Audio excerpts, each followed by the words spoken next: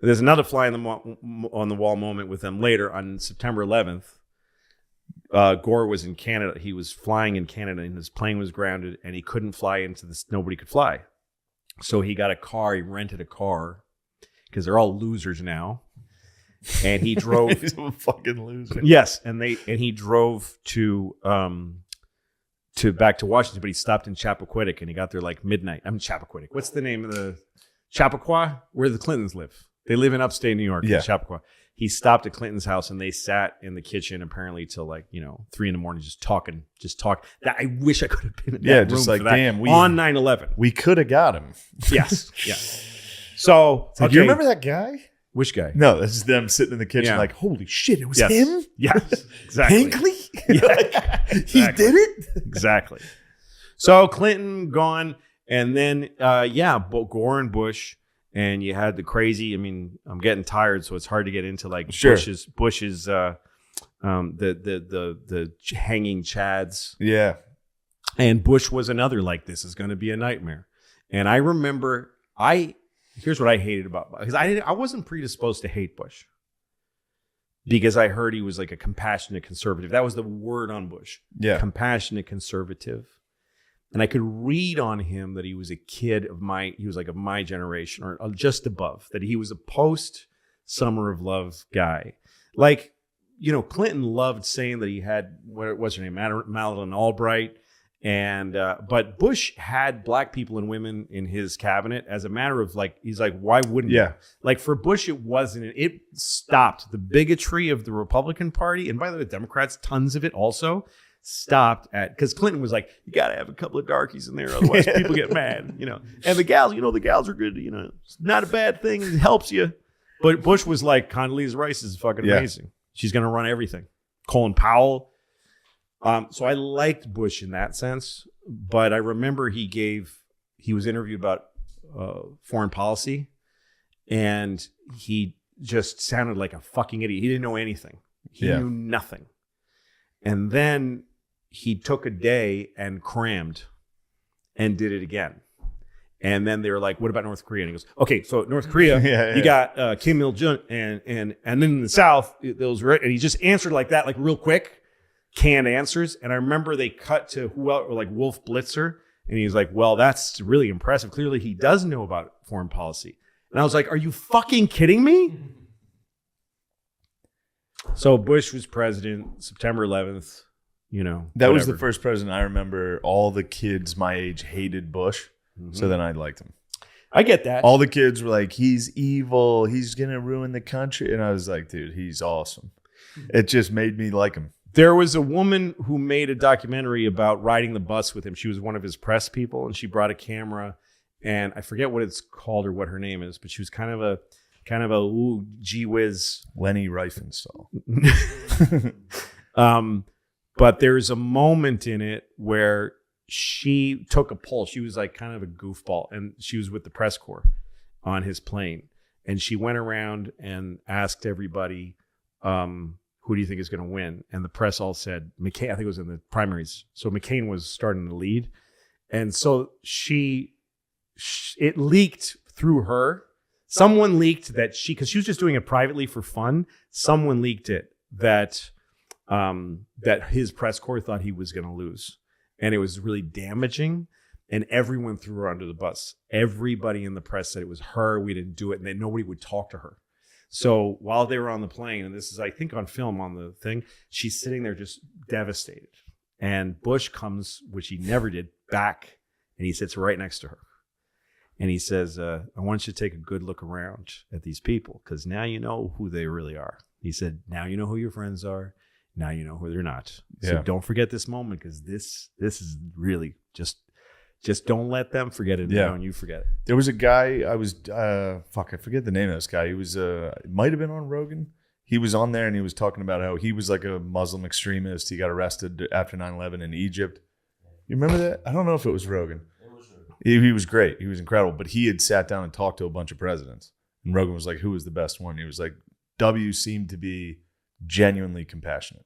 I do believe that. I believe that he had a conscious And he then also, he was like, did he do anything about it? It's like, no. maybe not. Yeah. Again, what all these guys did and how much of it was their fault, how much of it was the deep state, whatever it is. I don't know any of this stuff. Yeah.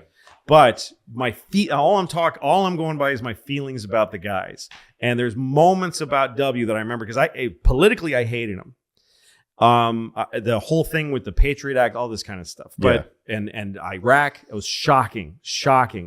So many people died. Did you know Iraq was bad at the time? When the towers were on fire, all I could think of was this people in the desert that are going to die who had nothing. Like we're going to overreact and we're going to kill so many people. And we did hundreds of thousands of fucking Iraqis that we killed. Yeah. We're just fucking had nothing to do with it. Damn. Nothing. See, I was in 8th grade and I was sitting there like, whoever did this is going to get a fucking knuckle sandwich. Well, Bush had a great impromptu moment. Dominated after that. Like when he was on with when he was in Omaha going like, I don't know what this going on. He looked bad. It looked like this is bad. But then he went to fucking Ground Zero, held a megaphone, and someone said, I can't hear you.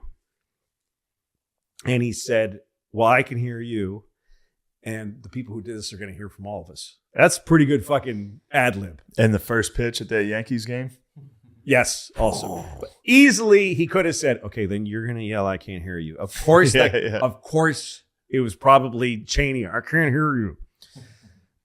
Cheney, by the way, was really the Bush story. I was doing Charlie Rose, okay? And me and Charlie later, our lives changed. But Charlie Rose at the time had a very important show where you'd sit in a dark room and be interviewed. And so I went to do Charlie Rose, and the guest ahead of me was Jill Cheney, Cheney's wife. She is a historian, and she wrote a book about Madison and the framers.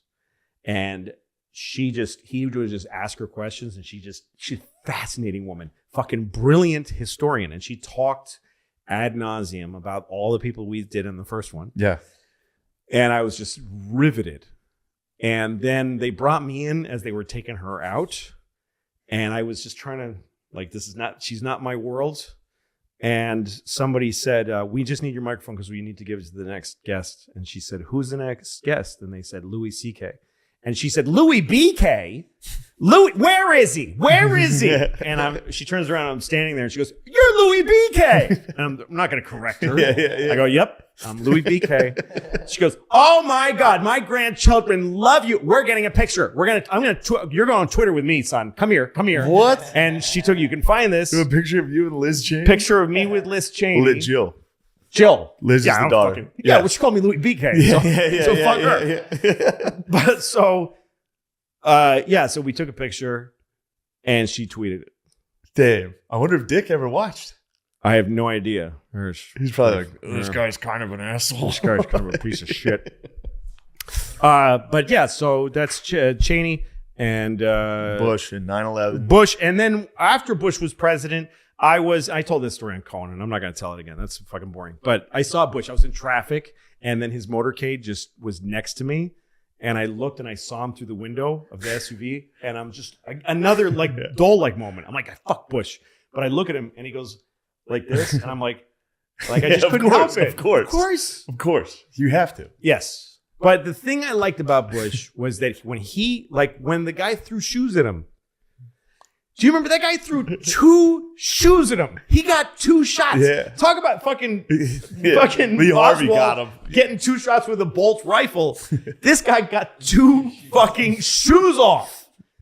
At a standing target with the press all around him and his Secret Service are right there. He threw his shoe, Bush ducked, and then he threw another one and Bush ducked. Because came in the back Middle up East, smiling. Yes. Throwing shoes is the most insulting thing you can do is hit somebody with one of your shoes.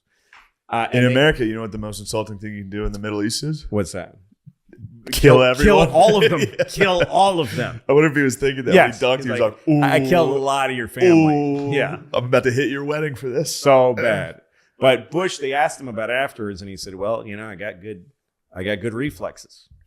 And he said, look, he's in a country where you can, he's not going to get killed for that. And people express themselves. He always appreciated freedom of speech. He always appreciated, he never minded being made fun of. I think that guy went to jail. I'm sure he did, but yeah.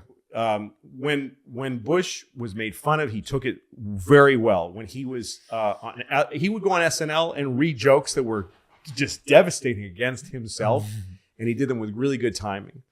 And he was funny. He was a funny dude. He was funny. And he got why that was important. And I remember he was debating Gore, and they did a typical thing they do in debates. They tell each other the bad things.